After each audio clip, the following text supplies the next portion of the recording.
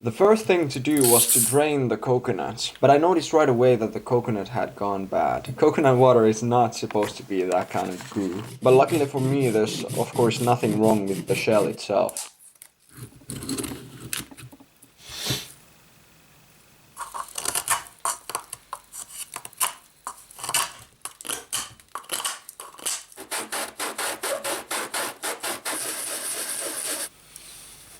This part would have definitely been a lot easier using a file instead of just a knife. It took me way too much time to peel off the surface of the coconut. After a while of sanding, I switched over to wet sanding because there was just too much dust in the air.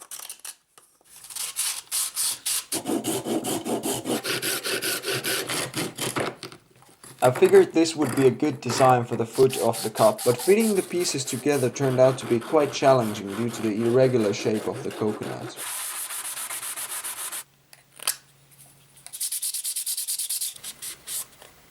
For the attaching, I used hot glue, which is not necessarily the best option due to its low tolerance of heat, but for my purposes it works just fine. The oil is just a cutting board finish from IKEA because I wanted the cup to be food safe.